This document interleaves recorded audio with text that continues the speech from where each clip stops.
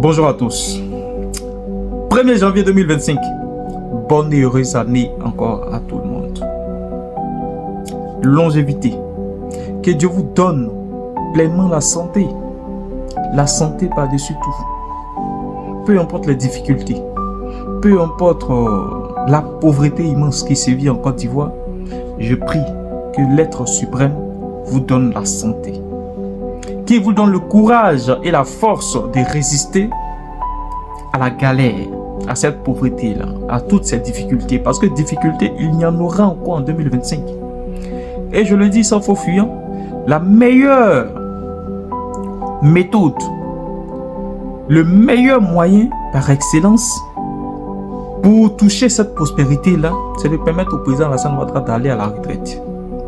Parce que prospérité, depuis plus de 15 années, chaque année, on vous souhaite la prospérité. Est-ce que vous avez été prospère? Votre situation est idem. Votre situation est pareille d'année en année. Donc, ce n'est pas aujourd'hui que je vienne vous souhaiter prospérité, longévité. Longévité, oui, que Dieu vous accorde la longévité vitale. Mais la prospérité, là, ce n'est pas immédiatement que vous allez l'avoir.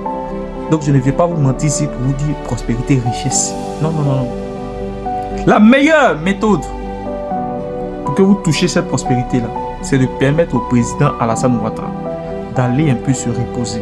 Oui, il a eu à travailler. D'un point de vue infrastructurel, il a bossé. Il y a des points négatifs comme des points positifs dans son bilan. Donc, c'est un bilan mitigé.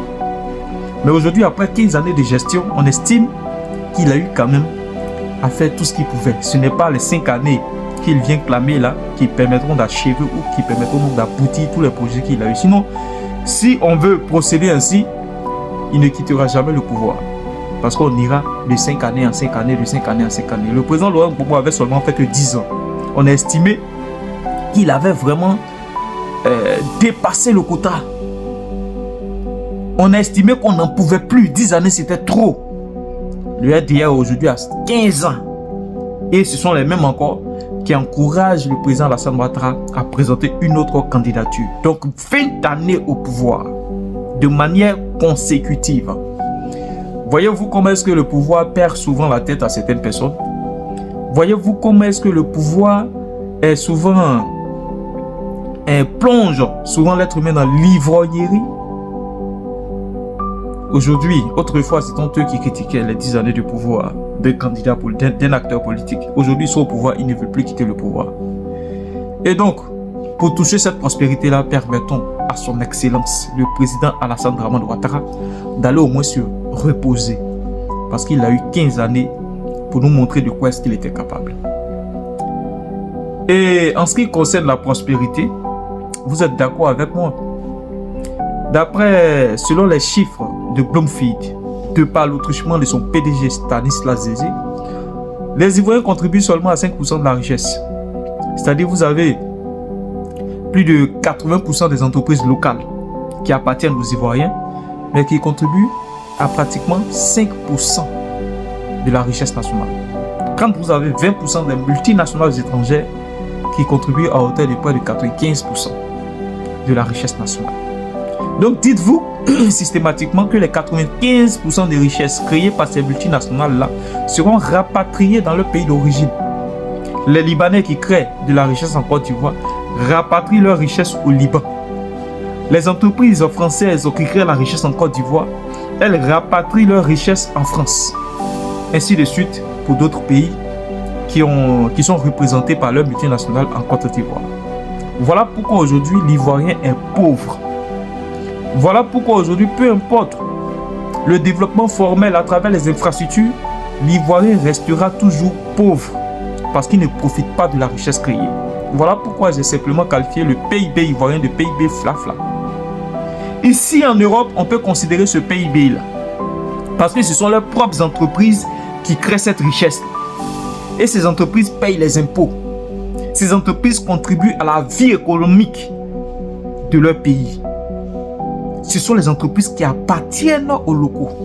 Mais en Côte d'Ivoire, la plupart des marchés sont octroyés aux multinationales étrangères.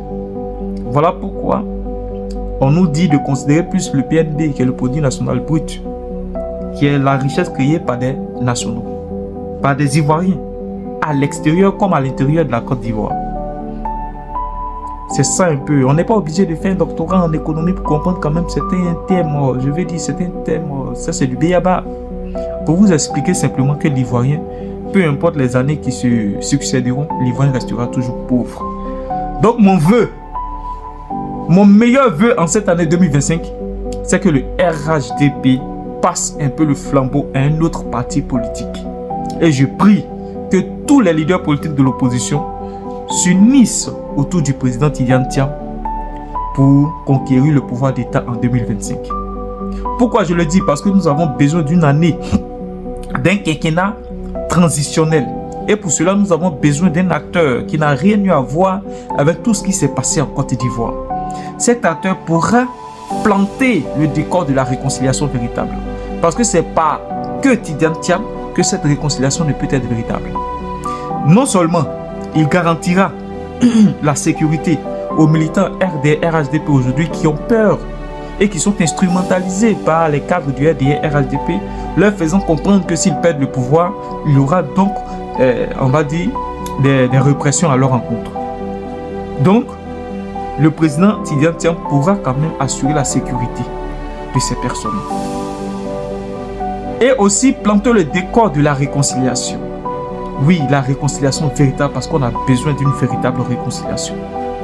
Avant d'énoncer l'échéance électorale de 2030, à travers une élection vraiment transparente, empreinte de démocratie et inclusive pour tous les acteurs, y compris le président Guillaume Soro de GPS, le président du PPACI, le président de tous les partis politiques.